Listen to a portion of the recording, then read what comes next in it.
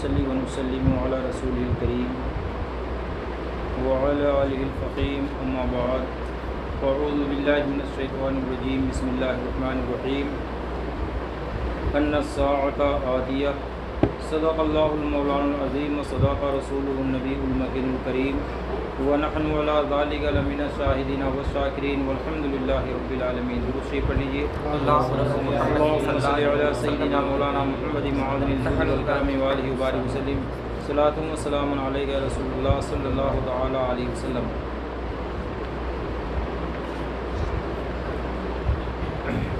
قیامت کی نشانیوں میں سے کئی نشانیاں اور اس کی وضاحت آپ نے سماعت فرمائی ہے۔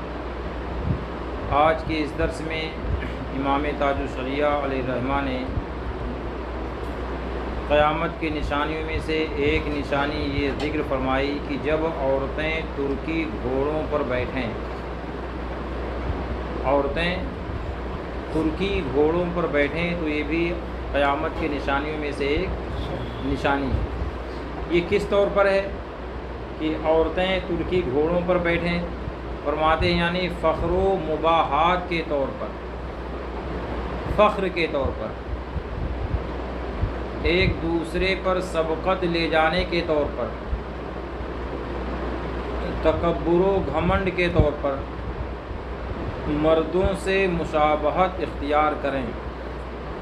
چنانچہ متصلاً فرمایا گیا اور عورتیں مردوں سے مشابہت اختیار کریں، تو یہ قیامت کی نشانیوں میں سے ایک نشانی ہے۔ امام تاج الشریعہ علیہ رحمہ فرماتے ہیں تو یہ قرینہ مقارنہ سابقہ کا بیان مزید برآں اس میں افادہ عموم ہے، یعنی خاص شہ سواری ہی نہیں، عورتیں جب ترکی گھوڑوں پر بیٹھیں یہ قیامت کی نشانیوں میں سے ایک نشانی ہے جس کو رسول پاک علیہ السلام نے بیان فرمایا ہے۔ تاج الشریعہ علیہ رحمہ بیان فرماتے ہیں کہ یعنی یہ نشانی جو بیان فرمائی آقا کریم نے کہ عورتیں جب ترکی گھوڑوں پر بیٹھیں تو یہ خاص سواری ہی پر محدود نہیں کہ سواری ہی مراد ہے کہ گھوڑوں پر بیٹھیں گے تبھی ہوگا۔ فرماتے ہیں اس میں اور بھی مردانہ اطوار پائے جاتے ہیں، یہ عورتیں جو بھی مردوں جیسا اپنا رنگ روپ، طرز، طور طریقہ اپنائیں وہ سب اس کے اندر داخل ہیں۔ اور مستحق ذنب یعنی گناہ ہوں گی۔ آج ہم دیکھ رہے ہیں کہ لڑکیاں بھی بے جھجک مردوں کی طرح بال رکھتی ہیں، یہ عام ہے۔ جینس پینٹ اور ٹی شرٹ جیسے تنگ اور چست کپڑے بھی پہن رہی ہیں، یہ سب بیان ہے، جیسے مرد پہنتے تھے ایسے عورتیں بھی آج پہن رہی ہیں، جس سے ان کے بدن کے سارے نشیب و فراز واضح ہوتے ہیں، یعنی کپڑا پہننے کے باوجود بھی وہ ننگی ہی ہوتی ہیں، اور یہ دعوت گناہ دینے کے مترادف ہے، گویا کہ یہ گناہ کی طرف دعوت دینا، بے پردگی عام ہو رہی ہے۔ مسلمانوں کو چھوڑ کر کے غیر مسلموں کے ہاں تو کوئی پردہ نہیں، ان کے ہاں کوئی پردہ نہیں، انہی کی دیکھا دیکھی آج مسلمانوں میں بھی یہ طور طریقے سب عام ہو رہے ہیں، الا ماشاء اللہ عورتیں جن کی شادیاں ہوتی ہیں وہ یہ سمجھتی ہیں کہ اب یہ پردے کے لائق ہوئی، ورنہ 8-8 10-10 سال 12-12 سال کی بچیوں کو لوگ بے پردہ ہی رکھتے ہیں، اور کپڑے بھی ایسے کہ بچوں کے کپڑوں میں ان کے کپڑوں میں کوئی فرق نظر نہیں آتا ہے، خریدنے والے خریدوانے والے خود ان کے گارجین ہوتے ہیں، ان کے ماں باپ ہوتے ہیں۔ تو یہ جو ہم اور آپ کے آقا نے فرمایا تھا یہ آج ہم سب لوگوں کی نظروں کے سامنے ہے۔ آج مسلم گھرانوں میں بھی بچیوں کے حالات اس طریقے سے ہیں کہ وہ کپڑے تنگ اور چست پہنتے ہیں، اور مردوں جیسا لباس پینٹ شرٹ وغیرہ بھی عام ہو رہا ہے، بالکل پہن رہے ہیں، حالانکہ یہ کپڑا بچیوں کا عورتوں کا نہیں تھا۔ پینٹ شرٹ کپڑا مسلمانوں کا جب نہیں تو بچیوں کا کہاں سے ہوگا؟ پینٹ شرٹ مسلمانوں کا بھی کپڑا نہیں ہے، اگر عوام طور سے لوگ پہن رہے ہیں تو ایک الگ چیز ہے، ورنہ اسلامی لباس نہیں کہا جاتا ہے اس کو، پینٹ شرٹ کو اسلامی لباس نہیں کہا جاتا ہے، مگر مسلمان مرد پہننے لگے، اب ان کی دیکھا دیکھی عورتیں بھی پہن رہی ہیں، کیونکہ تہذیب ہی یہی بن رہی ہے کہ عام طور سے غیر مسلم عورتوں کو آپ دیکھیے سب کس میں رہتے ہیں، پینٹ شرٹ وغیرہ جینس پہنتے ہیں، کیونکہ ہم بھی وہی ماحول میں رہتے ہیں، ہم بھی اسی ملک میں رہتے ہیں، اسی ماحول میں ہم بھی رہتے ہیں، اور ہماری بچیاں جب جاتی ہیں کالج کو تو کیا وہاں دیکھتی ہیں، اب وہاں جب ان کے لباس کو دیکھتی ہیں تو ظاہر سی بات ہے کہ اب ان کے بھی ذہن میں تو ایک امنگ پیدا ہوتی ہے نا کہ ہم بھی تو انہیں کی طرح بچیاں ہیں، اگر وہ پہنے تو ہم بھی ویسے پہنیں۔ یہ حال ہو رہا ہے مسلمانوں کے اندر۔ فرماتے ہیں کہ حدیث شریف میں ہے عن ابن عمر قال لا تقوم الساعة حتى يتسافد الناس تسافد البہائم فی الطریق، یعنی حضرت عبداللہ ابن عمر رضی اللہ تبارک و تعالی عنہما فرماتے ہیں کہ قیامت اس وقت تک قائم نہ ہوگی جب تک کہ لوگ جانوروں کی طرح راستوں میں جفتی نہ کرنے لگیں۔ اللہ، اور یہ سب عریانیت ہی کے دین ہے کہ کپڑے پہن کر کے بھی ان کے جسم کی ساخت ایسے محسوس ہوتی کہ گویا کہ کپڑا انہوں نے پہن کر کے ہی نہیں رکھا ہے، تو ظاہر سی بات ہے کہ اس طرح سے کپڑے پہننے کی تو گناہ کی طرف دعوت دینا ہوگا کہ نہیں دعوت دینا ہوگا۔ فرماتے ہیں آج جا بجا سڑکوں اور میلوں میں اعلانیہ زناکاری کی وارداتیں ہونے لگی ہیں۔ عام طور سے اب دیکھیے بازاروں میں دیکھ لیجیے، سڑکوں پہ دیکھ لیجیے، میلوں میں کیا ہوتا ہے، جو میلے ہوتے ہیں وہاں مردوں عورتوں کا آپس میں ملاپ ہوتا ہے، کوئی رہتا ہے کہ نہیں مرد الگ رہیں گے عورتیں الگ رہیں گی میلوں میں، کوئی نہیں فرق ہوتا ہے۔ فرماتے ہیں جن کی خبریں ہم آئے دن اخبارات میں ملاحظہ کرتے ہیں، ظاہر ہے کہ جب اس قدر بے حیائی اور عریانیت بڑھ جائے گی تو انجام یہی ہوگا، آج یہی وجہ ہے اس کی۔ تاج الشریعہ علیہ رحمہ فرماتے ہیں کہ بلا ضرورت صحیحہ عورت کو گھوڑے پر چڑھنا منع ہے، کہ یہ بھی ایک قسم کا مردانہ کام ہے، یعنی گھوڑوں پر چڑھنا کس کا کام تھا؟ مردوں کا کام تھا، مگر بلا ضرورت صحیحہ اگر عورت گھوڑے پر چڑھے تو یہ بھی منع فرما دیا گیا کہ مردوں سے مشابہت ہے۔ حدیث میں اس پر لعنت آئی۔ ابن حبان اپنی صحیح میں عبداللہ بن عمر رضی اللہ تبارک و تعالی عنہما سے راوی رسول اللہ صلی اللہ تبارک و تعالی علیہ وسلم ارشاد فرماتے ہیں یکون فی آخر امتی نساء یرکبون علی مرج کا اشباہ رجال وفی آخری علئنہن فإنہن ملعونات، یعنی میری امت کے آخر میں کچھ ایسی عورتیں ہوں گی جو مردوں کی طرح جانوروں پر سوار ہوں گی، اور اس حدیث کے آخر میں یہ الفاظ آئے ہیں ان عورتوں پر لعنت بھیجو کیونکہ وہ ملعون ہیں۔ اللہ، سنن ابی داؤد میں ابن ابی ملیکہ سے مروی ہے قیل لعائشۃ ان امرأۃ تلبس النعل فقالت لعن رسول اللہ صلی اللہ تعالی علیہ وسلم الرجل من النساء، یعنی ام المومنین حضرت عائشہ صدیقہ رضی اللہ تعالی عنہا سے کہا گیا ایک عورت مردانہ جوتا پہنتی ہے، فرمایا رسول اللہ صلی اللہ تعالی علیہ وسلم نے ان عورتوں پر لعنت فرمائی جو مردانی وضع اختیار کرتے ہیں، یعنی اللہ تعالیٰ نے ان عورتوں پر لعنت فرمائی جو مردانی وضع اختیار کرتی ہیں۔ مردانی وضع میں سب آ گئے، صرف جوتا ہی نہیں، اس لیے عورتوں کو جوتا پہننے کا حکم نہیں، جوتا یہ مردوں کا کام ہے۔ ایسے جو لباس مردوں کا ہے وہی لباس عورتیں اختیار کریں، یہ بھی کیا ہے؟ منع فرما دیا گیا ہے۔ جیسے بال مرد رکھیں ویسے بال اگر عورتیں رکھیں تو یہ بھی کیا ہے؟ مردانہ وضع ہے، اس سے بھی اللہ کے رسول نے منع فرما دیا گیا ہے۔ زنان عرب یعنی عرب کی عورتیں جو اوڑھنی اوڑھتی، اوڑھنی جانتے نا دوپٹے کو بولتے ہیں، حفاظت کے لیے سر پر پیش دے لیتی یعنی لپیٹ لیتی تھیں، اس پر یہ ارشاد ہوا کہ ایک پیش دیں دو نہ دیں کہ امامہ والے مردوں سے مشابہت نہ ہو جائے۔ اللہ اکبر، یعنی ایک پیش خالی ایک مرتبہ وہ لپیٹ سکتی ہیں، اگر دو مرتبہ کہیں ادھر سے گھما کر ادھر سے اگر لپیٹ دیا تو پھر یہ مشابہت ہو جائے گی امامہ شریف سے، اور امامہ عورتوں کے لیے جائز نہیں ہے، امامہ باندھنا عورتوں کے لیے جائز، امامہ کس کا کام ہے؟ مردوں کا کام ہے، تو سرکار نے منع فرما دیا۔ دوپٹہ جو سطر کے لیے ہوتا ہے 2 پیچ اس لیے نہ کریں کہ مردوں سے مشابہت لازم آئے گی، اور یہ جائز نہیں ہے۔ تو آپ سوچیں کہ دوپٹہ میں 2 پیچ دینے سے سرکار نے منع فرما دیا، تو مردانہ لباس پہننے کی اجازت ہوگی عورتوں کے لیے؟ فرماتے ہیں کیونکہ عورتوں کو مردوں سے اور مردوں کو عورتوں سے تشبہ حرام ہے۔ اللہ، یعنی مشابہت اختیار کرنا کیا ہے؟ حرام ہے۔ اس لیے مرد مردانہ لباس پہنے اور عورتیں زنانہ لباس پہنے، جو عورتوں کا لباس ہے۔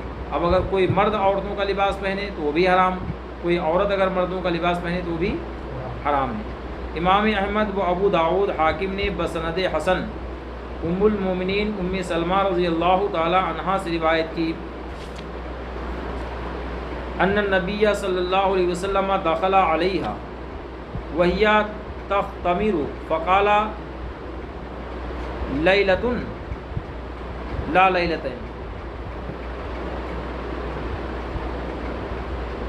فقال لیت لا لیتین، یعنی نبی اکرم صلی اللہ تعالی علیہ وسلم سیدہ ام سلمہ رضی اللہ تعالی عنہا کے یہاں تشریف لے گئے تو دیکھا کہ وہ اوڑھنی اوڑھ رہی ہیں۔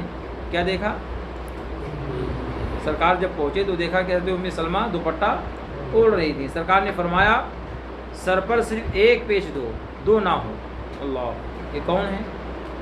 حضرت ام سلمہ کون ہے؟ ام المومنین ہیں، تمام مسلمانوں کی ماں ہیں، ہم اور آپ کے آقا رسول پاک علیہ السلام کی زوجہ محترمہ ہیں، آپ کی شریک حیات ہیں۔ آپ نے سرکار نے فرمایا کہ 1 پیچ خالی دینا، 2 مت دینا۔ کیوں؟ تاکہ مردوں سے مشابہت لازم نہ آئے۔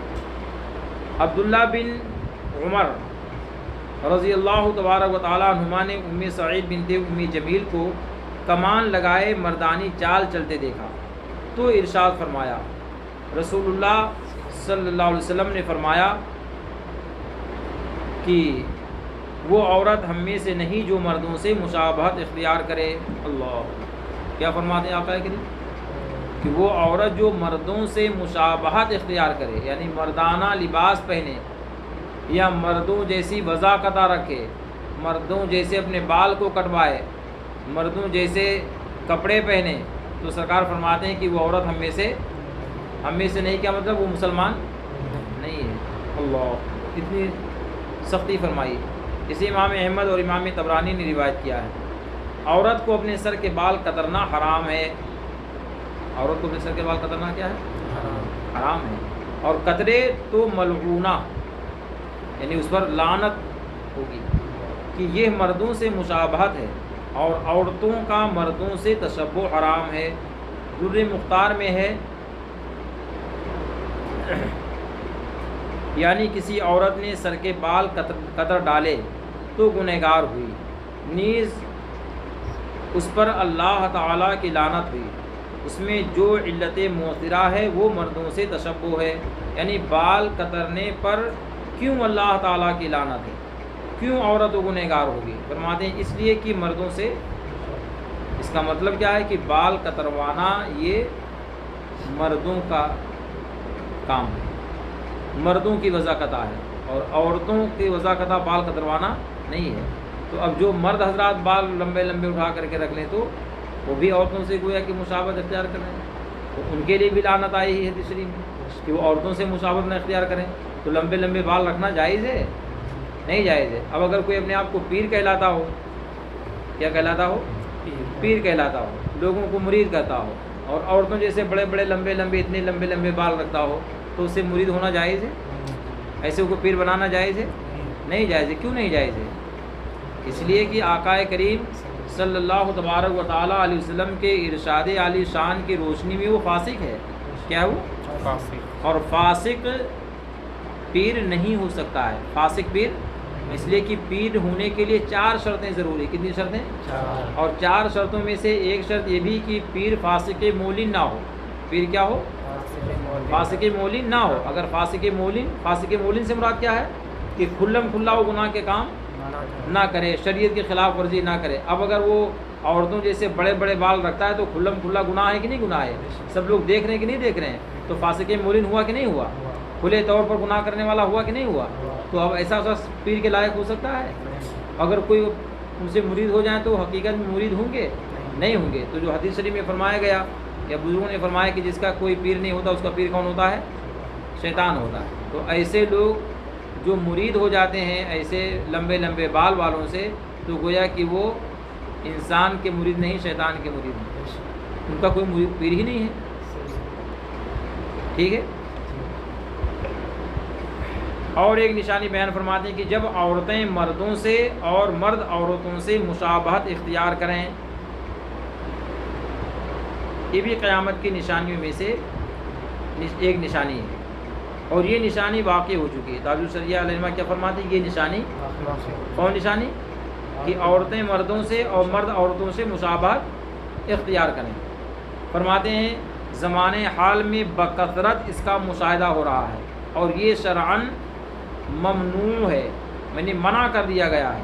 مسند احمد جلد نمبر 1 صفحہ نمبر 339 پر ہے، لعن اللہ المتشبہین من الرجال بالنساء والمتشبہات من النساء بالرجال، یعنی اللہ کی لعنت ہے ان لوگوں پر جو عورتوں کی وضع اختیار کریں۔ کس کی وضع اختیار کریں؟ یعنی عورتوں جیسا اپنا بناؤ رکھیں، اور ان عورتوں پر اللہ تعالیٰ کی لعنت ہے جو مردوں کی وضع اختیار کریں۔ دونوں پر لعنت ہے، مردوں پر بھی ہے اور عورتوں پر بھی۔ اور کن مردوں پر ہے؟ جو عورتوں سے مشابہت اختیار کریں، عورتوں جیسا زنانہ لباس، زنانہ بال رکھیں، ٹھیک ہے۔ اور کن عورتوں پر لعنت ہے؟ جو مردوں جیسا لباس نہیں۔ فرماتے ہیں کہ آج عورتوں اور مردوں نے بہت سے طریقے ایک دوسرے سے مشابہت کے اختیار کر لیے ہیں، انہی میں سے یہ مروجہ چین کی گھڑی ہے۔ اللہ، کون سی گھڑی ہے؟ تاج الشریعہ علیہ میں کیا فرماتے ہیں کہ جو چین دار گھڑی پہنتے ہیں وہ بھی گوئے کہ عورتوں ہی سے مشابہت، اس لیے کہ یہ سب زینت کی چیزوں میں سے ہے۔ چین دار گھڑی کس میں سے ہے؟ اور زینت کس کے لیے ہے؟ عورتوں کے لیے ہے، مردوں کے لیے زینت نہیں ہے، ہاتھ کی زینت وہ عورتوں کے لیے ہے۔ تو اب اگر جو چین دار گھڑی کوئی مرد پہنے تو وہ عورتوں کی زینت اختیار کر رہا ہے۔ کس کی زینت؟ بعض حضرات پہنتے ہیں گھڑی چین دار، وہ کہتے ہیں کہ ہم نماز کے ٹائم نکال دیتے ہیں۔ کیا کہتے ہیں؟ نماز کے ٹائم نکال دیتے ہیں۔ پڑھے لکھے کچھ بھی نہیں ہوتے، مگر اتنا فتویٰ وہ دے دیتے ہیں کہ ہم نماز کے ٹائم نکال دیتے ہیں، حالانکہ ان کا نماز کے ٹائم نکال دینا بھی ان کی فسق کو زائل نہیں کرے گا۔ ہم اور آپ کے پیر و مرشد حضرت تاج الشریعہ علیہ رحمہ یہی بیان فرماتے ہیں کہ اگر کوئی نماز کے ٹائم گھڑی نکال دے، نماز پڑھنے کے وقت نہ پہنے گھڑی، جب بھی اس کی نماز مکروہ ہوگی۔ کیوں؟ اس لیے کہ دل میں تو اس کے ہے نا کہ بھی پہنیں گے، تو گویا کہ اپنے دل میں ایک ناجائز چیز کو بسا کر کے وہ اللہ پاک کی عبادت کر رہا ہے۔ تو چین دار گھڑی اگر کوئی نماز میں پہن کر پڑھے تو بھی نماز مکروہ، اور نہ پہن کر کے پڑھے تبھی نماز، اس لیے چین دار گھڑی نہیں پہننا چاہیے۔ فرماتے ہیں کہ یہاں تک کہ بہت سارے امام، مولوی اور مفتی بھی بے دریغ اس کو پہنے ہوئے نظر آتے ہیں۔ اللہ، یعنی چین دار گھڑی کا جو مسئلہ ہے تو فرماتے ہیں کہ خالی ایک عام لوگوں کی بات نہیں ہے، مولوی بھی پہنتے ہیں، امام لوگ بھی پہنتے ہیں، اور بعض تو جو مفتی کہلاتے ہیں وہ بھی پہنتے ہیں۔ یہ کون فرما رہے ہیں؟ کون فرما رہے ہیں؟ حضور تاج الشریعہ علیہ السلام بیان فرماتے ہیں۔ اب ظاہر بات ہے کہ حضرت کی ذات ہوتے کہ وہاں ایک دو لوگ آتے، نہ جانے کتنے کتنے علماء پہنچتے تھے حضرت کی بارگاہ میں، نہ جانے کتنے بڑے بڑے مفتی حضرت کی بارگاہ میں پہنچتے تھے۔ حضرت نے ملاحظہ کیا ہوگا، دیکھا ہوگا حضرت نے، تبھی تو بیان فرما رہے ہیں۔ یہ خالی عام لوگوں کی بات نہیں ہے، بہت سارے امام، مولوی، مفتی کہلانے والے بھی بے دریغ پہنتے ہیں، یعنی بلا روک و ٹوک کے پہنتے ہیں۔ فرماتے ہیں یہ قطعاً زینت ممنوعہ اور تخلی ناجائز ہے۔ اس کا جواز اعلیٰ حضرت فاضل بریلوی قدسہ سرہ کے کلمات سے بتایا جا رہا ہے، حالانکہ ان کے کلمات سے ہرگز اس کا جواز ثابت نہیں ہوتا۔ اولاً تو یہ چین جو ہاتھ میں پہنی جاتی ہے اعلیٰ حضرت کے زمانے میں تھی ہی نہیں، حضرت فرما دیتا ہے۔ کچھ لوگ کیا کہتے ہیں کہ چین دار گھڑی پہننا یہ جائز ہے، اعلیٰ حضرت نے لکھا ہے، اعلیٰ حضرت نے بیان فرمایا ہے۔ تو پیر و مرشد بیان فرماتے ہیں کہ اعلیٰ حضرت کے کلمات یہ ہرگز نہیں ہو سکتے ہیں، اس لیے کہ اعلیٰ حضرت سرکار کے زمانے میں جو چین کی گھڑی آج پہنی جاتی ہے، چین کی گھڑی تھی ہی نہیں۔ دوسری بات کہ جس چین پر اس کو قیاس کیا جا رہا ہے اس کے تعلق سے اعلیٰ حضرت عظیم البرکت فاضل بریلوی قدس سرہ متعدد جگہ جو کچھ فرماتے ہیں اس سے اس کی وضاحت حرمت مستفاد ہوتی ہے، یعنی جہاں جہاں اعلیٰ سرکار نے چین کا ذکر فرمایا ہے تو اس سے حرام ہونا ہی ثابت ہوتا ہے، جواز اس سے ثابت نہیں ہوتا ہے۔ فرماتے ہیں اعلیٰ حضرت سے سوال ہوا کہ فی زماننا کرتوں اور صدریوں میں چاندی کے بوتام مع زنجیر لگاتے ہیں، جائز ہے یا نہیں؟ بوتام جو لگاتے ہیں، حضرت سے سوال ہوا کہ چاندی کے جو لگاتے ہیں یہ زنجیر کے ساتھ وہ جائز ہے یا نہیں؟ تو اس کے جواب میں اعلیٰ حضرت فرماتے ہیں چاندی کے صرف بوتام ٹانکنے میں حرج نہیں، اگر کوئی چاندی کے صرف بٹن لگائے تو اس میں حرج نہیں، کہ کتب فقہ میں سونے کی گھنڈیوں کی اجازت مسرہ ہے، یعنی سونے کی گھنڈیاں بٹن لگانے کی اجازت شریعت نے دی ہے، مگر یہ چاندی کی زنجیریں کی بوتاموں کے ساتھ لگائی جاتی ہیں سخت محل نظر ہے، یعنی جو چین میں اس کو پرو کر کے پھر بناتے ہیں نا، پورے چین میں لگا کر اسے کرتے ہیں، فرماتے ہیں یہ جائز نہیں ہے۔ کلمات ائمہ سے جب تک ان کے جواز کی دلیل واضح ہو کہ آفتاب روشن کی طرح ظاہر و جلی ہو نہ ملے، حکم جواز دینا محض جرأت ہے کہ چاندی سونے کے استعمال میں اصل حرمت ہے، کہ مردوں کے لیے چاندی سونا جائز نہیں ہے، مردوں کے لیے چاندی سونا کیا ہے؟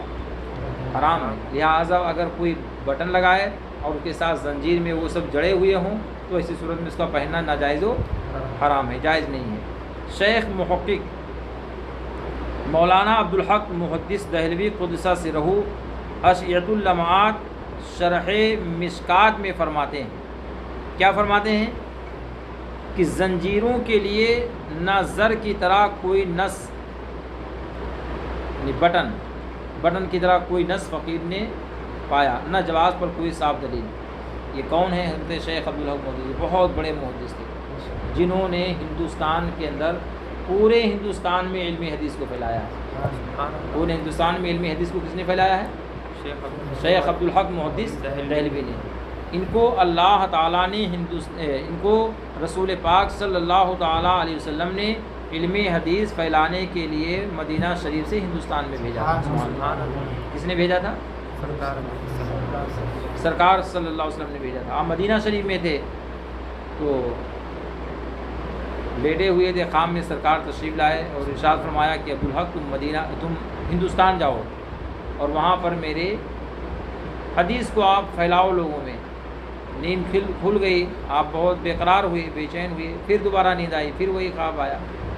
سرکار نے فرمایا کہ آپ ہندوستان جاؤ، میری علم حدیث کو پھیلاؤ۔ آپ پھر بے چین ہوئے، پھر آپ سو گئے۔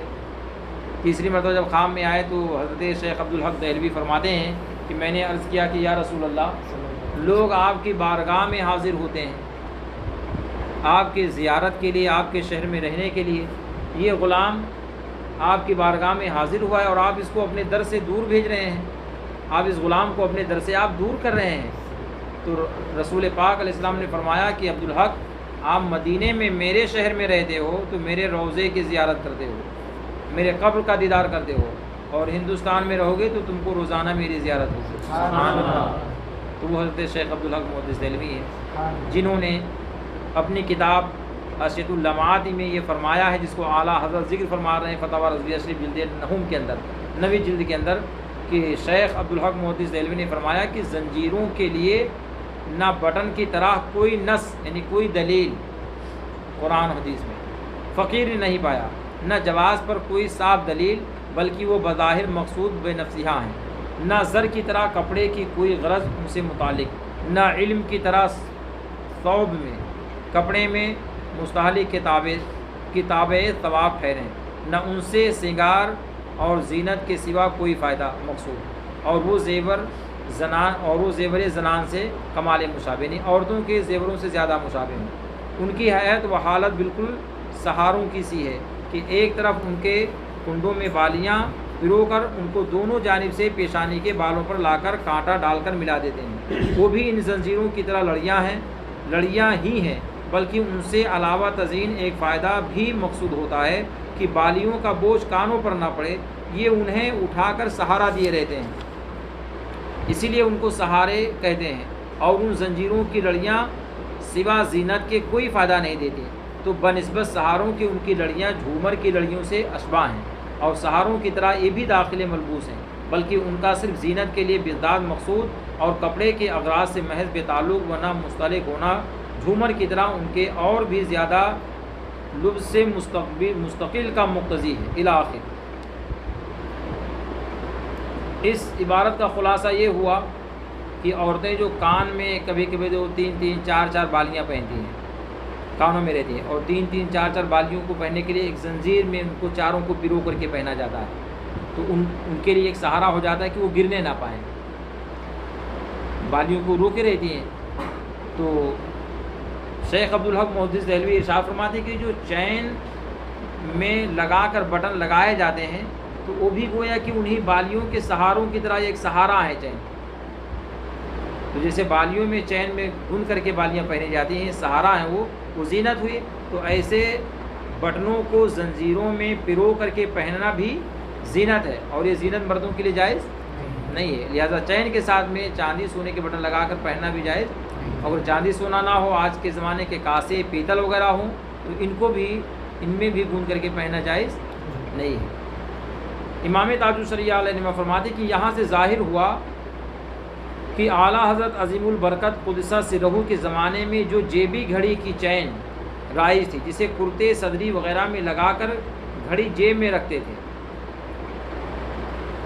جیسے دیکھا ہوگا کہ جب شروع میں یہ چھوٹا والا موبائل چلا تھا، دیکھے چھوٹے موبائل، تو اس میں عجیب لگا دیتے تھے، باندھ کر کے لوگ اندر رکھتے تھے، یہاں لگا لیتے تھے بٹن میں، تو اس زمانے میں جو گھڑی رہتی تھی وہ ویسے رہتی کہ اس میں رسی یا چین لگا لیتے تھے، پھر اس کو کہیں لڑکا جیب میں گھڑی رکھتے تھے، اور جو چین اس کو کہیں لگا لیتے تھے، جب ضرورت پڑتی اس کو اٹھا کر کے دیکھ لیتے تھے، اس طریقے سے زمانے میں رائج تھی۔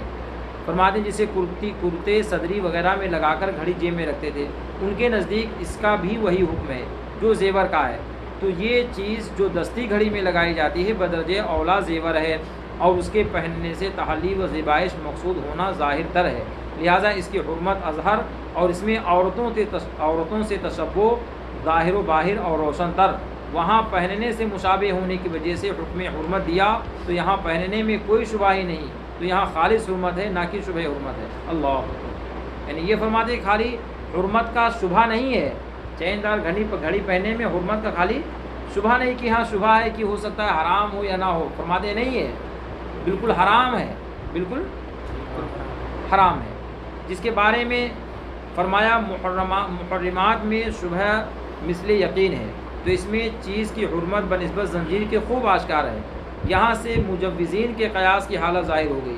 ہماری دانست میں اعلیٰ حضرت عظیم البرکت قدسہ سرہ کے کلمات میں نہ تعارض ہے، نہ ان کے کسی فتوے سے اس چیز یا اس زنجیر کا جواز نکلتا ہے، یعنی یہ فرماتے ہیں تاج الشریعہ علیہ کہ جو لوگ اعلیٰ حضرت عظیم البرکت کی طرف نسبت کرتے ہیں اور یہ کہتے ہیں کہ اعلیٰ حضرت کے فتوے سے چین دار گھڑی پہننے کا جواز ثابت ہوتا ہے، تو تاج الشریعہ علیہ رحمٰ نے اس کو بالکل ایک دم منع ہی فرما دیا، اور یہ ارشاد فرمایا کہ نہیں، کہیں پتہ ہی نہیں چلتا ہے، اعلیٰ حضرت عظیم البرکت کی کسی عبارت سے یہ پتہ نہیں چلتا ہے کہ کہیں آپ نے جواز کا حکم دیا ہو۔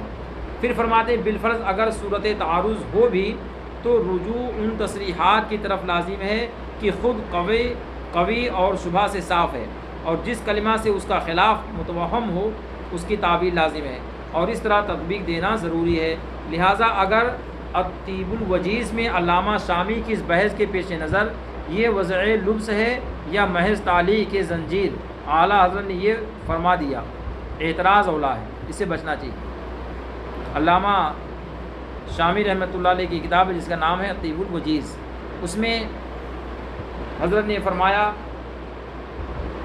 کہ یہ زنجیروں کے ساتھ جو بٹن لگا کر کے پہنے جاتے ہیں اس کے بارے میں بڑی لمبی بحث فرمائی، اور بحث فرمانے کے بعد میں یہ فرمایا کہ یہ تو خالی وضع لبس یعنی پہننے کی ایک وضع ہے، کیا ہے ہاں، یا محض زنجیر کو لٹکانا ہے، تو فرماتے ہیں امام اہل سنت کی جو علامہ شامی نے بیان فرمایا ہے اس بیان کو دیکھتے ہوئے بھی چین دار گھڑی پہننا یا زنجیر کے ساتھ بٹن لگا کر کے استعمال کرنا یہ بہتر ہے کہ اس سے بچا جائے۔ کیا فرماتے ہیں؟ بہتر ہے کہ اس سے بچا جائے اور بچنا ہی بہتر ہے۔ تاج الشریعہ علیہ رحمہ فرماتے ہیں کہ تو تعویل اسی کلمہ توہم جواز کی ضروری ہے تاکہ دوسرے فتاوی سے تعارض لازم نہ آئے۔ بسا اوقات اولا یا اس کے ہم معنی لفظ کا اطلاق واجب پر کرتے ہیں، اس پر کرتے ہیں جہاں کوئی امام یہ فرما دے، کوئی مفتی فرما دے کہ یہاں اس سے بچنا اولا ہے، جیسے اعلیٰ حضرت نے ایک جگہ فرمایا کہ اس سے احتراز اولا ہے، یعنی اس سے بچنا اولا ہے۔ تو اب اولا کا مطلب کیا ہوتا ہے، اس کو تاج الشریعہ میں فرماتے ہیں کہ اولا سے مراد کبھی کبھار کیا ہوتا ہے، واجب ہوتا ہے۔ اس کا مطلب کیا ہوا کہ بچنا اس سے واجب ہے، بچنا اس سے کیا ہے۔ اب اولا کوئی نہ کہے کہ ہاں حضرت نے تو فرمایا اولا ہے، نہیں بہتر ہے کہ بچا جائے، لہٰذا اگر کوئی نہ بچ پائے تو کوئی گناہ نہیں۔ فرماتے نہیں، یہاں اولا سے مراد کیا ہے، واجب۔ اگر اب کوئی واجب کو اگر چھوڑ دیتا ہے تو وہ گنہگار ہوگا، کیا ہوگا وہ، یعنی یوں ہی اگر خطیب نبی علیہ الصلاۃ والسلام پر درود پڑھے تو لوگوں کو سننا اور چپ رہنا لازم ہے۔ خطبہ دینے کے لیے جب امام ممبر شریف پر کھڑا ہو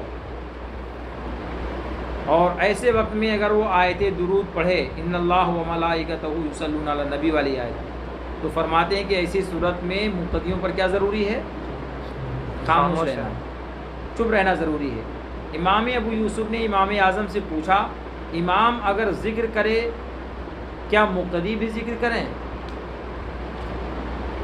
امام اگر ذکر کرے تو کیا مقتدی بھی ذکر کریں اور نبی علیہ الصلاۃ والسلام پر درود بھیجیں؟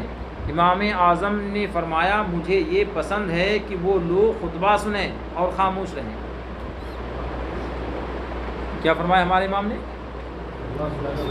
کہ مقتدیوں پر ضروری کہ امام اب اس وقت جو کہہ رہا ہے وہ سننا ضروری ہے، وہ کیا پڑھ رہا ہے مقتدیوں پہ اس کا پڑھنا ضروری، کیا پڑھ رہا ہے مقتدیوں کو اس کا جواب دینا ضروری نہیں ہے، بلکہ دیکھنا یہ ہے کہ ہمارا امام کھڑا ہو گیا خطبہ دینے کے لیے، تو اب جو امام کہہ رہا ہے، جو خطبہ وہ دے رہا ہے، ہم کو امام کی بات کو سننا واجب ہے، امام کے ذکر کا جواب دینا واجب و ضروری نہیں ہے۔ لہٰذا خطبہ کے دوران اگر امام آیت درود کو پڑھتا ہے تو ایسی صورت میں مقتدیوں کو درود شریف پڑھنے کی اجازت نہیں ہے۔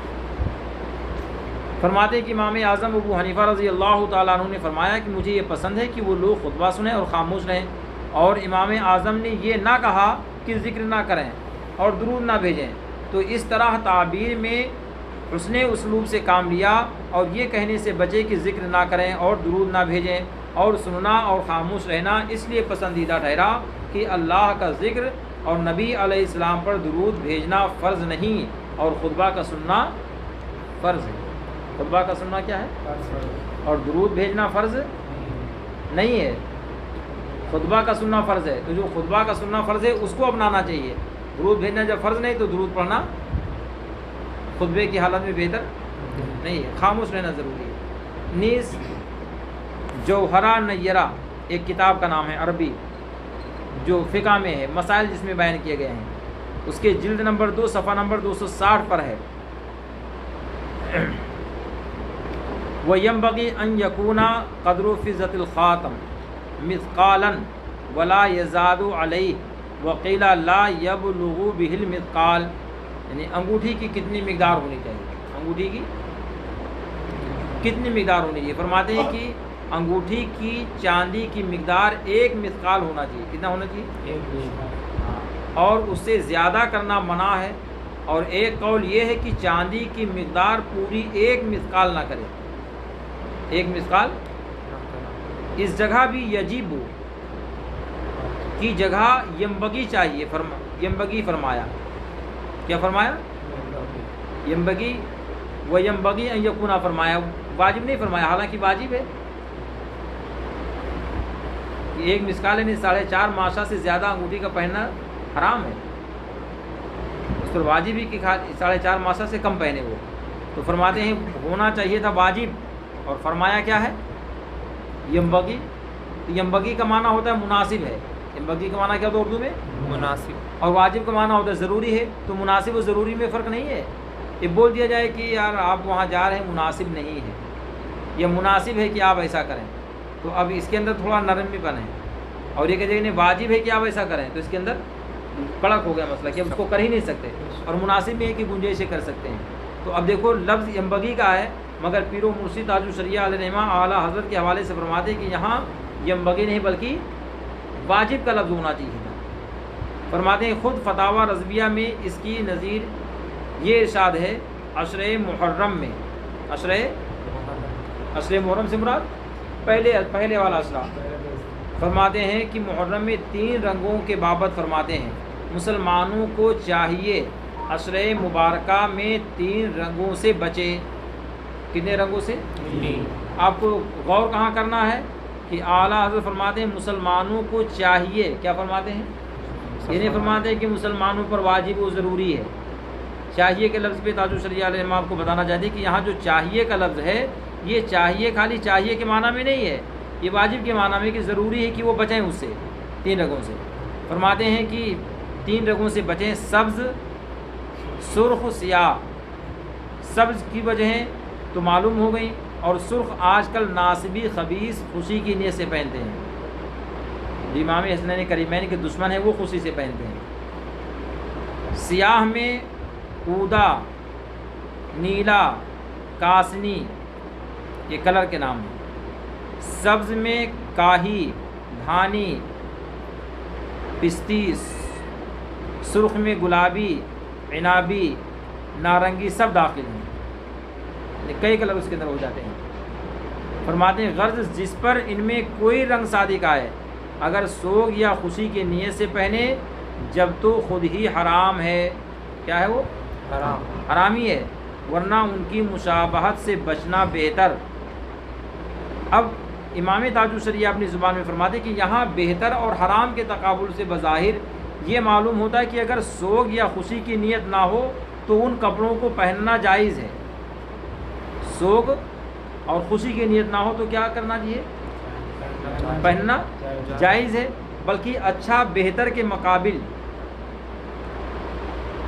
یعنی اچھا ہے۔ حالانکہ سیاق کلام سے یہ معنی کس قدر بیگانہ ہے، یہ امر کسی سے پوشیدہ نہیں، تو قطعاً یہاں بہتر معنی تفضل پر نہیں، نہ محض مستحب کے معنی میں، اور یہاں عبارت میں لفظ چاہیے بھی محض مستحب کے معنی میں نہیں کہ مقابل واجب قرار پائے، بلکہ مراد یہ ہے کہ اگر یہ نیت نہ بھی ہو جب بھی ان کی مشابہت سے بچنا اولا و اوجب ہے، تو یہاں بھی لفظ چاہیے اور بہتر واجب کی جگہ استعمال ہوا ہے، اس لیے پہلے یہ کہا عشرہ محرم کے سبز رنگے ہوئے کپڑے بھی ناجائز ہیں، کیونکہ یہ بھی سوگ کی غرض سے ہیں۔ تو مطلب کیا ہوا کہ جہاں کہیں اگر علماء نے بچنا یا اولا یا بہتر کے لفظ استعمال کیے ہوں تو اب ان کے مقابل کو دیکھا جائے گا کہ وہاں پر حکم اس سے پہلے کیا بیان فرمایا۔ تو بہت ساری ایسی جگہیں ہیں جہاں پر علماء نے عربی میں ینبغی کا لفظ فرمایا، اردو میں مناسب اور چاہیے کا لفظ استعمال فرمایا، تو وہاں پر چاہیے اور مناسب سے کیا ضروری ہے، کیا لفظ آنا چاہیے؟ واجب کے معنی میں۔ کس کے معنی میں ہے؟ تو اب اگر بعض علماء نے جہاں زنجیروں کے ساتھ بٹن کو لگا کر پہننے کو یہ فرمایا مناسب نہیں ہے، تو وہاں مناسب نہیں سے مراد کیا ہے؟ ضروری واجب ہے کہ بچیں۔ ایسے ہی چین دار گھڑی کے بارے میں جن علماء نے فرمایا کہ پہننا مناسب نہیں ہے، تو مطلب اس کا کیا ہے کہ واجب ہے کہ وہ اسے بچیں۔ شاید ایک وجہ اس جیبی گھڑی کی زنجیر کے زواج کی ممکن ہے، اس صورت میں جبکہ وہ چیز چاندی و سونے کے علاوہ کسی اور دھات کی ہو اور اسے تحلی، زیبائش و نمائش مقصود نہ ہو، بلکہ گھڑی کی حفاظت کے لیے۔ کس کے لیے؟ اب حکم بدل جائے گا، نیت کیا ہے؟ زینت کی نہیں ہے، زیبائش کی نہیں ہے، نمائش کی نہیں ہے، بلکہ نیت یہ ہے کہ ہم اس کی حفاظت کریں گے۔ جیسے کہ موبائل وغیرہ میں لگاتے تھے جو لوگ، تو اس لیے لگا کر کے رکھ لیتے کہ موبائل کہیں گرے تو پتہ چل جائے، محفوظ رہے، ورنہ کس لیے لگاتے تھے لوگ؟ بعض بار تو آتا تھا اس کو گردن میں باندھ لیتے تھے لگا کر کے، تاکہ اگر کہیں موبائل گرے تو ہمارے گردن ہی میں لڑکا رہے اور موبائل جائے، تو اب اس کے نیت سے اس کو پہننا جواز کا قرار دیا۔ تو اسی طرز پہ امام تاج الشریعہ علیہ فرماتے ہیں کہ اگر کوئی چین گھڑی میں چین لگائے، زنجیر لگائے، اور نیت اس کی زیبائش نہ ہو، نمائش نہ ہو، بلکہ یہ نیت ہو کہ اس کی حفاظت کے لیے کریں گے ہم، تو اس کا استعمال کیا ہے؟ جائز ہے۔ فرماتے ہیں جبکہ وہ چیز چاندی و سونے کے علاوہ کسی اور دھات کی ہو اور اس سے تحلی زیبائش نمائش مقصود نہ ہو بلکہ گھڑی کی حفاظت کے لیے کپڑے میں چھپا کر لگائی جائے. کہاں لگائی جائے؟ کپڑے میں چھپا کر. کپڑے میں چھپا کر لگائی جائے. تو فرماتے ہیں کہ وہ جائز، اس میں کوئی گناہ نہیں ہے.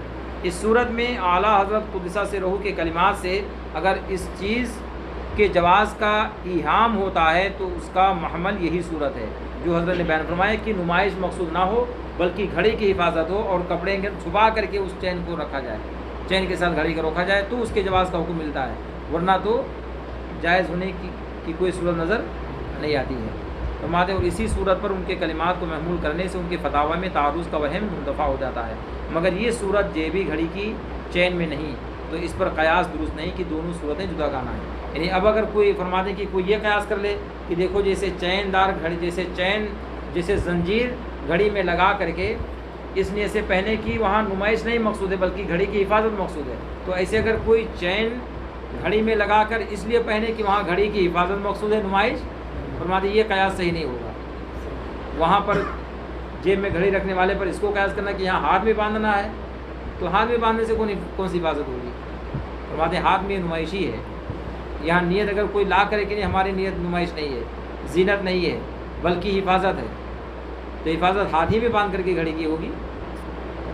جی جیب میں رکھ کر کے بھی تو ہو جاتی ہے نا، حفاظت ہو جاتی ہے. تو تاج الشریعہ فرماتے ہیں کہ وہ چین دار گھڑی کو جیب میں رکھنے والی گھڑی پر کوئی قیاس نہ کرے، اس لیے کہ وہ صورت دوسری ہے اور یہ صورت دوسری ہے، اور جب صورتیں الگ الگ ہوں تو وہاں پر قیاس کرنا جائز نہیں. سمجھ میں آیا؟ تو یہ جو اپنے پیر و مرشد نے بیان فرمایا کہ عورتیں مردوں سے اور مرد عورتوں سے مشابہت کریں گی، آج کئی چیزوں میں ہے. آپ دیکھیے آج بہت سارے مردوں کو دیکھیے کہ گھڑی وغیرہ کچھ بھی نہیں، چاندی کی چین بنوا کر کے لٹکائے رہتے ہیں. جی بریسلیٹ کیا بولتے ہیں؟ بریسلیٹ. تو یہ کیا ان کے لیے عورتوں کی مشابہت ہے نا. وہ گردنوں میں دیکھو چین پہنتے ہیں، سونے کی چین پہنتے ہیں، چاندی کی چین پہنتے ہیں، اور بعض حضرات اپنی بچیوں کی شادی جب کرتے ہیں تو وہ بھی دولہا لوگوں کو دے دیتے ہیں. غلط طریقہ ہے. بچے والوں کو ایسی کوئی چیز دولہا کو نہیں دینا چاہیے جو جائز نہ ہو. ہمیشہ یہ خیال رکھنا چاہیے ناجائز و حرام چیزوں کو دے کر کے فائدہ کیا ہوگا. اگر دینا ہے تو آپ خوشی کے طور پہ کچھ دوسری چیز دے دو نا. چین آپ بنا کر کے اگر شادی میں دیے اپنے داماد کو تو کون گنہگار ہوں گے؟ دینے والے لینے والے. ہاں دینے والا زیادہ گنہگار ہوگا، اس لیے کہ سبب ہے. وہ کیا ہے؟ وہ سبب ہے. اگر وہ نہ دیتا تو شاید ہو سکتا ہے وہ نہ پہنتا، اس لیے کہ اس کے پاس اگر استطاعت نہ ہوتی تو سونے کی وہ کیا وہ تو پوچھتے ہیں چین بنواتا، وہ نہیں بنواتا. اب دے کر کے گویا کہ اس کو عادت ڈالا ہے گناہ کے اوپر، تو بہت سخت گناہ اس کا ہوگا. اس لیے شادیوں میں اس کا خیال رکھنا چاہیے کہ جو چیز جائز ہوں انہیں کو دینا چاہیے، اور جو چیز ناجائز ہوں اس کو نہیں دینا چاہیے. انہیں دینے والا بھی گنہگار ہوگا. اور یہ مشابہت عام طور سے پائی جا رہی ہے. جاہل ہیں، کچھ بھی پڑھے لکھے نہیں ہیں، مگر گلے میں ان کے چین نظر آتی ہے، ہاتھوں میں ان کے چین نظر آتی ہے. ایک انگوٹھی کے بجائے کئی انگوٹھیاں پہنتے ہیں، تو یہ کس کی مشابہت ہے؟ عورتوں سے مشابہت ہے. اور یہ عورتوں کی مشابہت کو حدیث شریف میں سختی سے منع فرما دیا گیا. بلکہ اللہ کے رسول صلی اللہ تبارک و تعالیٰ علیہ وسلم نے تو فرمایا کہ لعنت ہے ان پر. کیا فرمایا ہے؟ لعنت ہے. تو اس لعنت سے بچنے کے لیے ضروری ہے کہ ہم کم سے کم نہ نیک کام کر سکیں تو گناہ کے کام بھی ہم نہ کریں.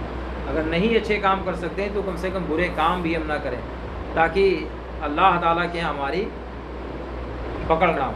اور ظاہر بات ہے کہ جب شریعت کے خلاف آپ چلیں گے تو ہر قدم بھی پکڑ ہے. یہاں تک کہ بیان فرمایا گیا کہ پانی کا ایک قطرہ، پانی کا اگر آپ نے ناجائز طور پہ خرچ کیا ہے تو اللہ پاک کی بارگاہ میں اس ایک قطرے کا بھی جواب دینا پڑے گا. اب آپ سوچو کہ ایک قطرے کی آج ہمارے ہاں کوئی اہمیت نہیں ہوتی ہے. آج نلوں کا زمانہ ہے. اب نل میں اگر تھوڑا پانی استعمال کرنا ہے تو ڈبل استعمال ہو جا رہا ہے. ایک ڈبے سے کام چل جائے گا تو نل ہم نے کھولا تو دو ڈبے پانی نکل جا رہے ہیں اسے. اس کا جواب نہیں دینا پڑے گا. ہر قطرے کا ہر ذرے کا جواب اللہ پاک کی بارگاہ میں سب کو دینا ہوگا. اور یہ نہ سمجھے کہ چلو ٹھیک ہے دنیا ہے کچھ بھی کر لو، ایسا نہیں ہے. اللہ تعالیٰ نے ہم اور آپ کو پیدا فرمایا ہے تو نظام کائنات بھی مرتب فرمایا ہے، حیات زندگی کے اصول بھی مرتب فرما دیے ہیں، زندگی کیسے گزاریں گے اس کے قوانین بھی بتا دیے ہیں۔ تو اب ان قوانین اور اصول کے اندر چل کر کے جو زندگی گزاری جائے گی وہی حقیقت میں زندگی کامیاب ہوگی، اور اگر اس کے خلاف چل کر کے ہم زندگی گزاریں گے اور یہ سوچیں کہ چلو ٹھیک ہے کوئی بات نہیں ہے، تو یہ ہم اور آپ کی سوچ ہے۔ یہ کیا ہے؟ ہم اور آپ کی سوچ ہے، اور اس سوچ پہ بھی قرآن پابندی لگاتا ہے کہ بھئی آپ ایسا سوچو مت کہ ہاں ہم یہاں آئے ہیں چلو ہم کو کچھ نہیں کرنا پڑے گا۔ اس لیے رب تعالیٰ نے اپنے مقدس کلام میں بھی ارشاد فرما دیا کہ جو انسان ایسا کرتے ہیں، سوچتے ہیں کہ چلو کیا ہوگا دیکھا جائے گا، تو رب فرماتا ہے اَیَحْسَبُ الْإِنسَانُ أَن يُتْرَكَ سُدًى، کیا انسان اس گمان میں ہے کہ ویسے چھوڑ دیا جائے گا؟ آج ہاتھوں میں جو لوگ زنجیر پہنتے ہیں، اپنے گردن میں جو لوگ چین پہنتے ہیں، یہ سب عورتوں کا ہے، یہ مردوں کے لیے جائز نہیں ہے۔ اب وہ پہن کر کے بالکل ٹھاٹ باڑ کے ساتھ میں ٹہلتے ہیں، 5 انگلیوں میں انگوٹھی ڈال کر کے پہنتے ہیں، بڑے بڑے بالوں کو رکھ کر کے، اور اس کے بعد جا کے پیری مریدی کرتے ہیں۔ اب سوچتے ہیں چلو ٹھیک ہے، نہیں، قرآن فرماتا ہے اَیَحْسَبُ الْإِنسَانُ أَن يُتْرَكَ سُدًى، کیا انسان اس وہم و گمان میں ہے کہ ایسے بیکار چھوڑ دیا جائے گا کہ اس سے پوچھا نہیں جائے گا، اس سے سوال نہیں کیا جائے گا، اس سے حساب نہیں لیا جائے گا؟ تو رب تعالیٰ دوسری جگہ خود ارشاد فرماتا ہے اِنَّ بَطْشَ رَبِّكَ لَشَدِيدٌ، بے شک تمہارے رب کی پکڑ بہت سخت ہے۔ رب تعالیٰ کی پکڑ، آج آپ صبح سے چھوٹا سا کاروبار ہے، صبح آپ دکان پر گئے، شام کو دکان جب بند کرتے ہیں تو یہ تو دکان ہی پہ حساب لگا لیتے ہیں کہ کتنا بیچا، کتنا منافع ہوا، کتنا میں نے ادھار دیا کسی کو، کتنا میں نے نقد بھیجا۔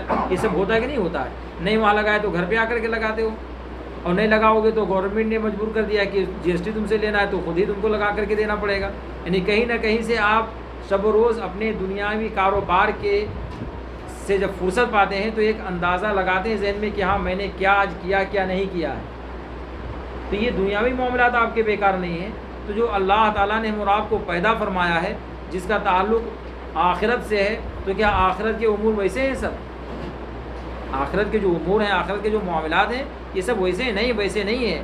اللہ تعالیٰ نے ہم اور آپ کو پیدا کیا، پیدا کرنے کے ساتھ ساتھ ہر موڑ پر، ہر چیز کے بارے میں اللہ تعالیٰ نے ہم اور آپ کو سب چیز کی تعلیم عطا فرمائی ہے، اور اللہ پاک کے فضل و کرم سے رسول پاک کے غلاموں نے ہم اور آپ تک یہ پہنچا دیا ہے۔ اب ہم اور آپ پر ضروری ہے کہ ہم کو یہ دیکھنا ہے، کوئی بھی کام ہو، دنیا کا کام ہو یا دین کا کام ہو، دیکھنا ہے کہ شریعت ہم کو کہاں تک اجازت دے رہی ہے۔ تو جہاں تک شریعت کی اجازت ہو وہاں تک کہ آپ رہیں، ہم رہیں، سب رہیں، تو اسی میں ہم اور آپ کے لیے بہتری ہے۔ اس سے اگر ہم ایک قدم بھی اگر آگے جائیں گے یا تھوڑا بھی خلاف کریں گے تو آپ یاد رکھو کہ یہ دنیا ہے، ہمیشہ کے لیے یہاں پر کسی کو نہیں رہنا ہے۔ کتنے بڑے ولی آئے، کتنے بڑے متقی پرہیزگار آئے، کتنے بڑے بڑے بادشاہ آئے، مگر آج ظاہر دنیا میں کوئی ہے؟ کوئی ہے دنیا میں؟ تو اتنے بڑے بڑے نیکوکار، پرہیزگار، علم والے، بڑے بڑے مالدار دنیا میں ایک دن چلے گئے، تو ہم اور آپ کی کیا بساط ہے؟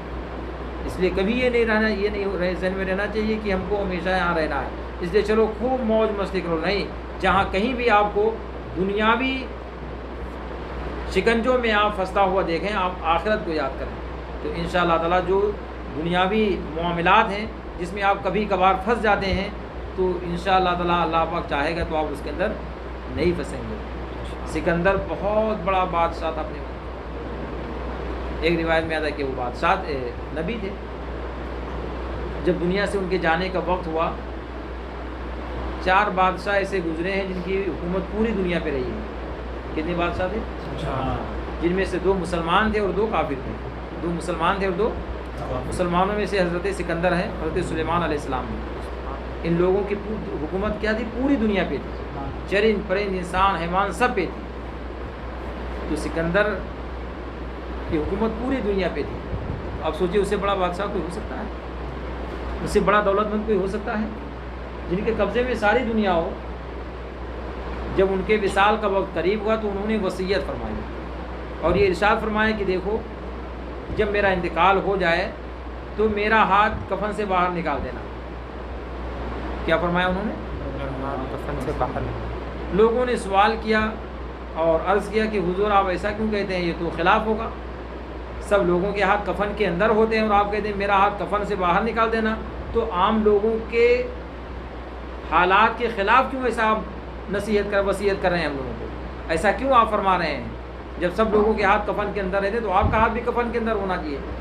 آپ فرماتے ہیں میں اس لیے کہتا ہوں کہ میں دنیا والوں کو پیغام دے کر کے جانا چاہتا ہوں۔ میرا ہاتھ اس لیے باہر نکال دینا کہ لوگ دیکھیں کہ جو پوری دنیا کا مالک تھا، بادشاہ تھا، وہ جب دنیا سے گیا تو خالی ہاتھ ہو کر کے گیا۔ کس ہاتھ ہو کر کے گیا؟ تو جس کی حکومت پوری دنیا پر تھی وہ دنیا سے جا رہا ہے تو کچھ لے کر کے نہ گیا، خالی ہاتھ گیا۔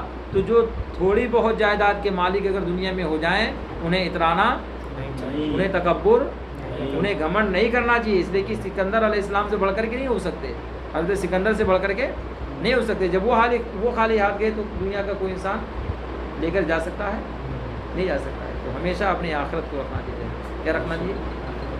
اور جہاں آپ کو جانا ہے، 1000 من مٹی کے نیچے آپ کو رہنا ہے، ہمیشہ اس کی فکر ہونی چاہیے۔ یہ دنیا ہے، آج تو بھی آج فکر ہوتی کہ ہم ایسا کما لیں، یہ کر لیں، وہ کر لیں، یہ کر لیں، وہاں چلے جائیں، یہ چیز حاصل کر لیں، ہر آدمی کی خواہش ہوتی ہے، مگر اس خواہش کے اندر نیک کام کو شامل کیا کرو، نیک نیتی رکھا کرو، تاکہ اللہ تعالیٰ اس دنیاوی کام کے اندر بھی آپ میں برکتیں اللہ پاک عطا فرمائے، اور وہ برکتیں ایسی اللہ پاک عطا فرمائے گا کہ وہی چیز جو آپ کرنا چاہتے ہیں اگر نیک نیتی سے کریں گے، اچھی نیت اگر کر کے کریں گے تو انشاءاللہ تعالیٰ دنیا میں بھی اللہ اس کا ثواب عطا فرمائے گا، اور آخرت میں بھی اللہ پاک اس کو آپ کو ثواب عطا فرمائے گا۔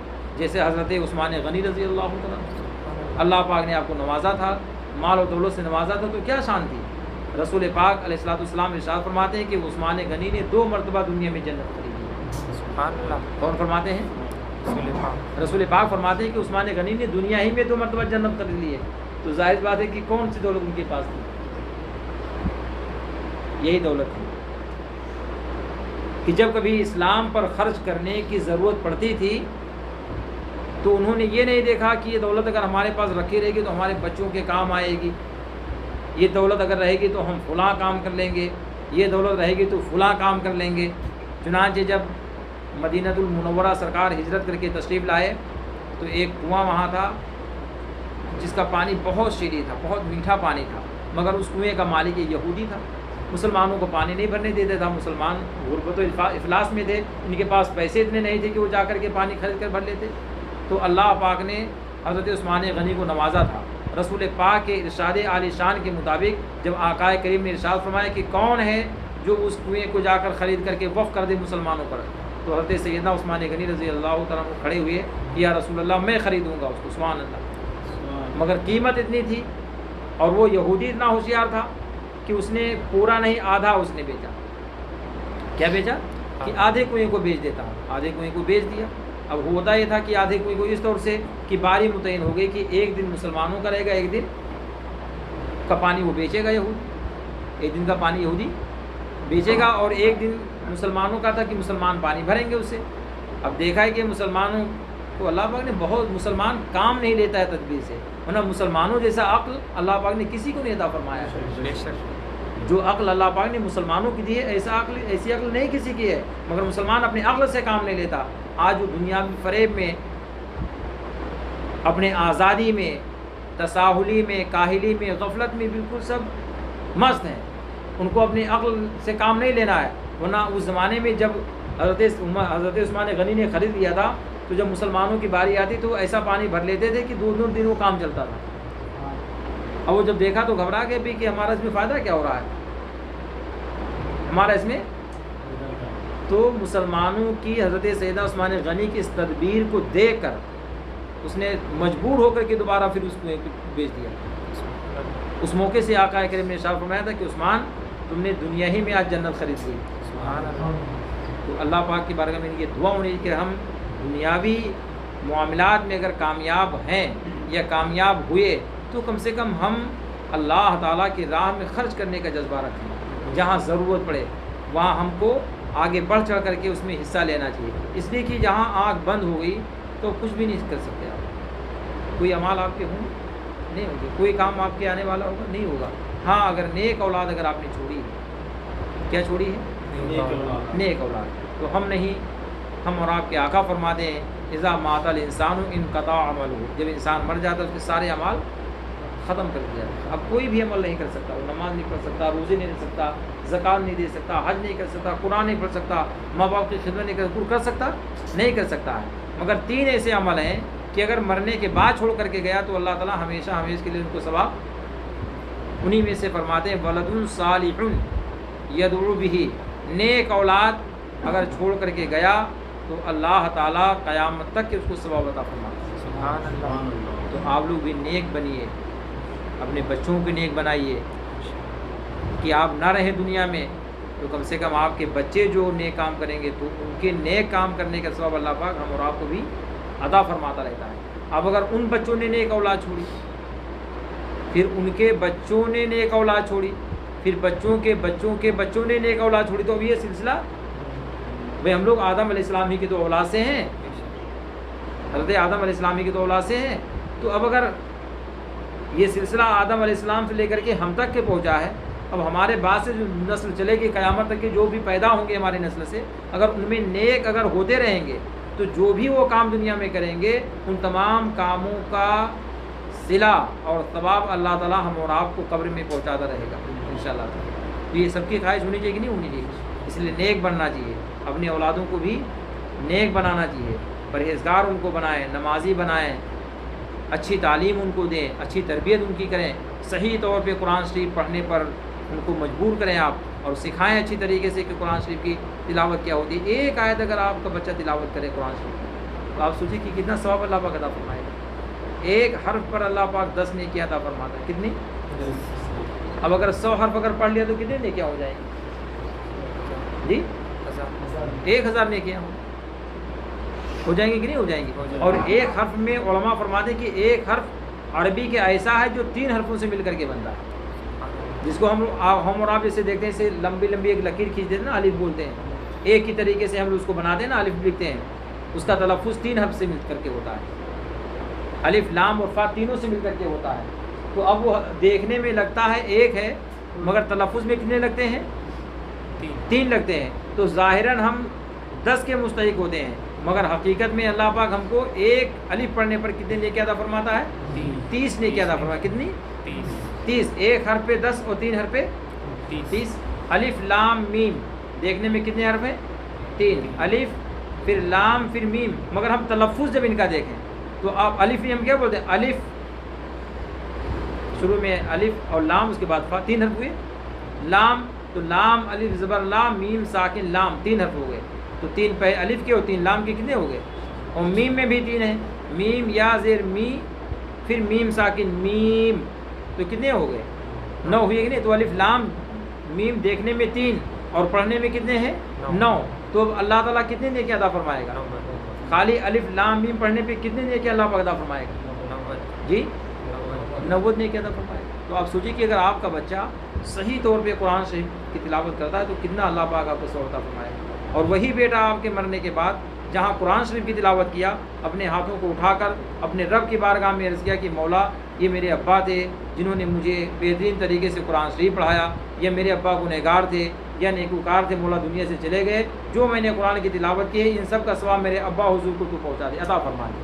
آپ سوچو کہ اللہ پاک کتنا کرم فرمائے گا. آج دنیا میں کوئی ایسی تعلیم نہیں, کوئی ایسی تعلیم نہیں کہ بیٹا پڑھے تو اس کے باپ کو مل رہا ہو. ہے کوئی تعلیم؟ کوئی تعلیم ایسی ہے کہ بیٹا پڑھا ہو تو اس کے باپ کو عزت دی جا رہی ہو؟ کوئی ہے؟ نہیں ہے. کوئی بھی تعلیم ہو, پوری دنیا کی بات کرتے ہیں, کوئی ایسی تعلیم نہیں. ایک تعلیم ہے عربی کی تعلیم. کس کی تعلیم ہے؟ دینی تعلیم ہے, کہ اگر بیٹا پڑھتا ہے تو اللہ تعالیٰ بیٹے کے پڑھنے کی وجہ سے ان کے ماں باپ کو عزت عطا فرماتا ہے.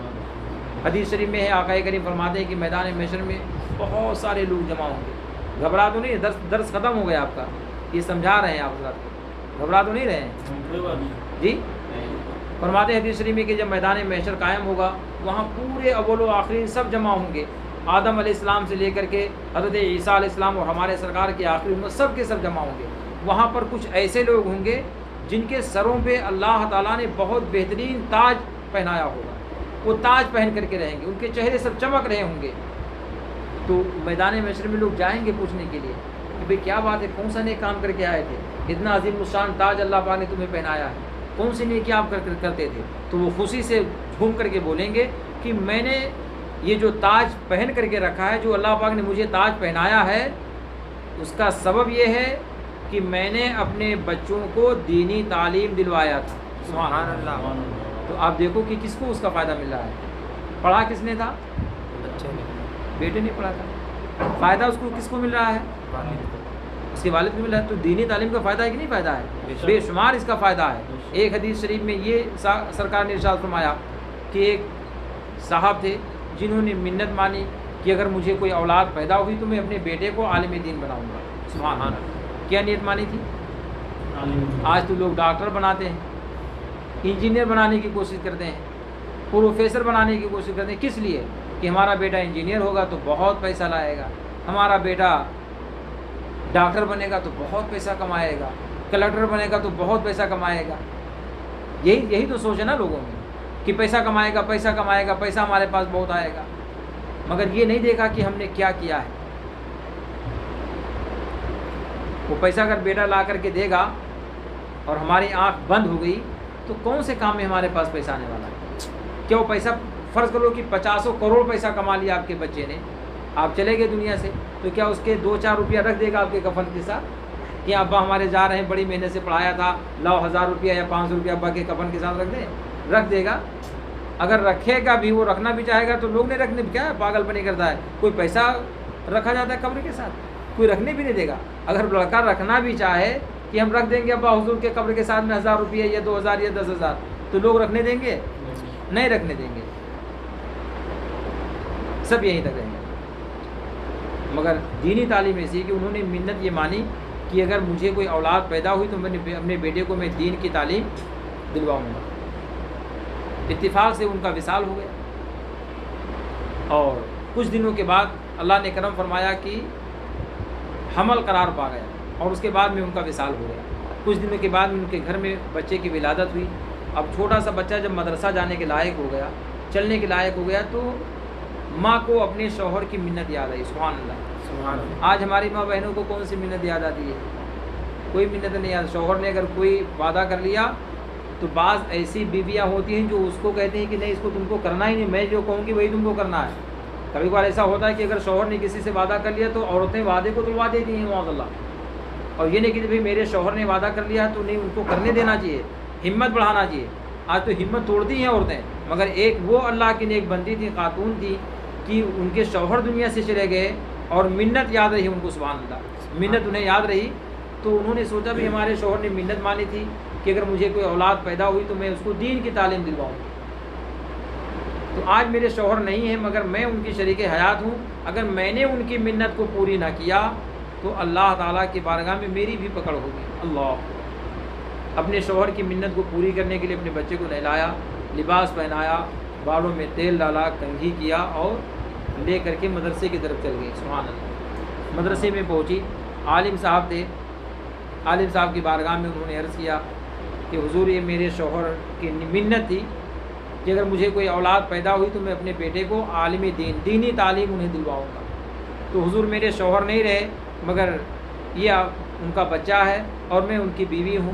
میں اپنے شوہر کی منت کو پوری کرنے کے لیے آپ کی بارگاہ میں اپنے بچے کو لائے ہوں کہ حضور آج سے ہمارے بچے کو دینی تعلیم آپ سکھائیے. سبحان اللہ. مولوی صاحب نے انہیں بٹھایا درسگاہ میں، ادب کے ساتھ جسے بیٹھا جاتا ہے. یہ کرسی کا زمانہ نہیں تھا. آج بھی الحمدللہ ہمارے یہاں جو عربی درسگاہیں کرسی پہ بیٹھ کر نہیں، اسے زمین پہ بیٹھ کر کے دی جاتی ہے. یہی طریقہ تھا. سرکار کی بارگاہ میں کوئی کرسی ہوتی تھی کیا؟ صحابہ کرام کا اسے مجمع ہوتا تھا، باقاعدہ آرام سے آ کر کے صحابہ کرام بیٹھتے تھے، سرکار کی بارگاہ میں ذانوی ادب طے کرتے تھے. آج بھی مدارس میں یہی سلسلہ جاری ہے. حضرت نے بچے کو قریب کیا اور فرمایا کہ پڑھو بیٹا اعوذ باللہ من الشیطان الرجیم بسم اللہ الرحمن الرحیم.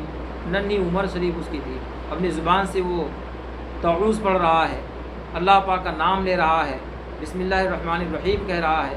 تو اللہ اوپر اللہ تبارک و تعالیٰ نے بہت رحم فرمایا.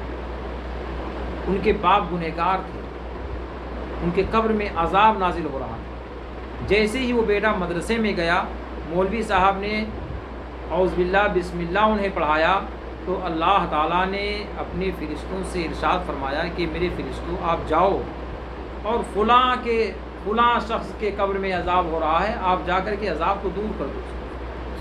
اے میرے فرشتوں جاؤ اور اس کے عذاب، اس کے قبر سے عذاب کو ہٹا دو، اس لیے کہ جس کا بیٹا دنیا میں مجھے رحمان کہہ کر کے پکارے، جس کا بیٹا مجھے دنیا میں رحیم کہہ کر کے پکارے، جو مجھے مہربانی کرنے والا کہہ کر کے پکارے، تو میری رحمت کو یہ گوارا نہیں ہوتا کہ میں اس کے باپ کے قبر میں عذاب نازل کروں۔ اللہ، آپ سوچیے کہ پڑھنے والا کون ہے؟ باپ چلا گیا دنیا سے، باپ دنیا سے گنہگار تھا، گناہوں کے سبب عذاب اللہ پاک نازل فرما رہا تھا، مگر بیٹا اس کا نیک بنا، دینی تعلیم پڑھنے کے لیے گیا، خالی بسم اللہ شریف پڑھ رہا ہے تو اللہ اتنی رحمتیں نازل فرما رہا ہے کہ قبر سے ان کے عذاب کو دور فرما رہا ہے۔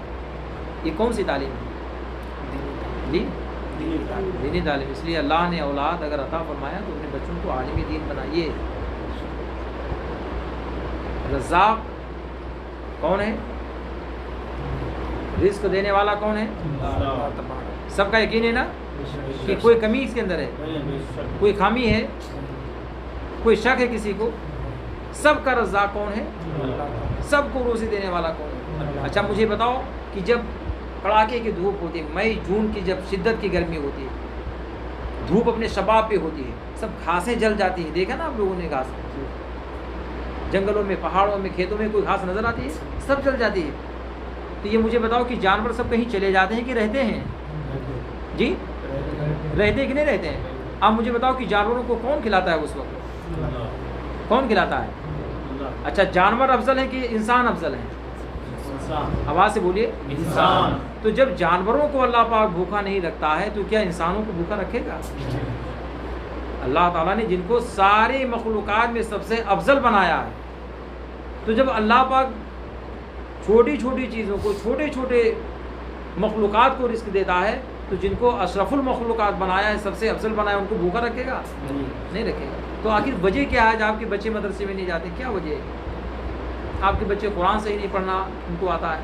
آپ کے بچوں کو بھی پوچھ لو کہ بیٹا اردو کی کوئی کتاب پڑھ کر کے سناؤ، مسئلے کی کوئی کتاب آپ پڑھ کر کے سنائیے، تو نہیں بتا پائیں گے۔ تو وجہ کیا اس کی آخر ہے؟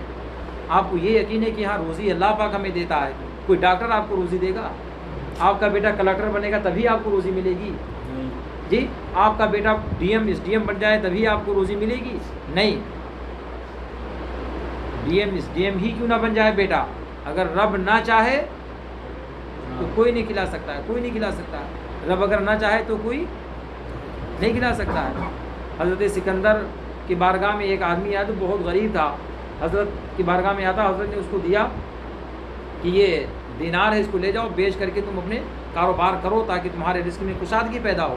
وہ لے کر کے چلا، دریا میں پہنچا اور پتہ نہیں کہاں سے مچھلی آئی اور اس کو لے کر کے چلی، بہت مایوس ہو کر کے پھر حضرت کی بارگاہ میں آیا، حضرت نے پھر اسے عطا فرمایا، پھر وہ جیسے دریا میں سفر کرنے لگا، دریا کے پار اس کو جانا تھا، دریا میں پہنچا، پھر دریا میں وہ گر گیا۔ 3 بار ایسے ہوا، چوتھی بار حضرت کی بارگاہ میں آیا، حضرت سکندر کی بارگاہ میں، تو رب تعالیٰ کی طرف سے غیب سے آواز آئی کہ اے سکندر، جس کو تیرا رب نہ چاہے مالدار کرنا تو اسے مالدار نہیں کر سکتا ہے، جس کو رب نہ چاہے کھلانا اسے تو نہیں کھلا سکتا ہے۔ تو یہ ہم سب کا یقین ہے کہ ہم کو، ہمارے بچوں کو، سب کو کھلانے والا اللہ تبارک و تعالیٰ۔ تو آج وجہ کیا ہے کہ ہمارے مدرسوں میں بچوں کی تعداد نہیں نظر آتی ہے؟ بودھن ہو، نظام آباد ہو، حیدرآباد ہو، ناندیڑ ہو، نائے گاؤں ہو، بڑے بڑے شہروں کو آپ دیکھ لو، کتنی تعداد میں بچے آتے ہیں مدرسوں میں، کہاں جاتے ہیں بچے؟ جی یہ ہم اور آپ کی سوچ، ہماری فکر آج ویسی نہیں رہی جیسے فکر ہمارے بزرگوں کی رہی۔ آج ہم بزرگوں کا نام تو لیتے ہیں مگر بزرگوں کے روش پہ عمل نہیں کر رہے ہیں، نہیں چل رہے ہیں۔ یہی وجہ کہ آج دیکھیے جگہ جگہ پر پریشانیوں کا سامنا ہو رہا ہے، دشواریوں کا سامنا ہو رہا ہے۔ آج بتائیے، آج بات ہو رہی تھی ایک لڑکے سے، اس نے بتایا کہ فلاں جگہ پر ایک شخص ہے کہ جب وہاں گنپتی ہوتی تو گنپتی کا صدر بنتا ہے وہ، معاذ اللہ رب العالمین۔ سب سے پہلے وہ ہار جا کر کے درگا کے اس میں جا کر کے وہی ڈالتا ہے، معاذ اللہ۔ آپ سوچو کہ کیا حال ہوگا۔ ہم کو اللہ پاک نے مسلمان بنایا تو خالی زبانی طور پہ مسلمان بنایا کہ اللہ پاک نے خالی زبان سے بولو مسلمان ہے، تاکہ گوشت کھانا آپ کے لیے آسان ہو جائے۔ جی باقی کون سی چیز میں مسلمان نظر آتا ہے؟ اور ظاہر بات ہے جب علم نہیں ہوگا آپ کے پاس، دین کا علم نہیں ہوگا تو آپ بچ پائیں گے؟ جی علم نہیں ہوگا اگر دین کا تو کیسے بچ پائیں گے بھائی؟ یہ چیز ہمارے لیے حلال ہے، یہ چیز ہمارے لیے حرام ہے، یہ کفر ہے، یہ شرک ہے، اگر ہم اس کو کریں گے تو پھر ہم پر حکم لگ جائے گا شریعت کا، تو ہم کیسے بچیں گے ان چیزوں سے؟ اس لیے ضرورت ہے کہ اپنے بچوں کو آپ دینی تعلیم بھی سکھائیے۔ اب میں نہیں کہتا کہ دنیاوی تعلیم، آج ضرورت ہے دنیاوی تعلیم بھی سکھائیے، آپ اپنے بچوں کو آپ بڑھائیے، اللہ پاک انہیں انجینئر بنا دے، ڈاکٹر بنا دے، آپ کے بچوں کو اللہ پاک کلکٹر بنا دے، بڑے بڑے عہدے پر اللہ پاک فائز فرما دے اپنے حبیب الطفیل میں۔ مگر جہاں آپ کا بچہ کلکٹر یا انجینئر ڈاکٹر بنے تو وہیں کم سے کم یہ بھی سوچ رکھو کہ اللہ تعالیٰ ہمارے بچوں کو صحیح طور پہ قرآن شریف پڑھنے پر قابو عطا فرما دے۔ آمین۔ مگر یہ جذبہ ہمارے قوم میں بیدار نہیں ہو پاتا ہے۔ اللہ پاک فضل فرمائے، میں نے آپ کے سامنے 2-3 باتیں رکھ دیا کہ ہو سکتا ہے دل میں اللہ پاک ڈالے آپ کے کہ اگر اللہ پاک نے آپ کو صاحب اولاد بنایا ہے، 3 اولادیں، تو ایک کو کم سے کم عالم دین بنا دو، ایک کو حافظ قرآن آپ بنا دو صحیح طور پہ، فراڈ مولوی نہیں، دیندار مولوی نہیں، دیندار نہیں، معاذ اللہ، دنیا دار مولوی نہیں، دنیا دار نہ بنائیے، دیندار مولوی بنائیے، اپنے بچوں کو اچھی تربیت دیجیے، اچھی تعلیم انہیں دلوائیے، تاکہ اللہ پاک اس کا صلہ آپ کو یہاں بھی عطا فرمائے اور وہاں بھی اللہ تعالیٰ آپ کو اس کا صلہ عطا فرمائے۔ وآخر دعوانا ان الحمدللہ رب العالمین۔ استغفر اللہ رب السلام علیکم۔ صلی اللہ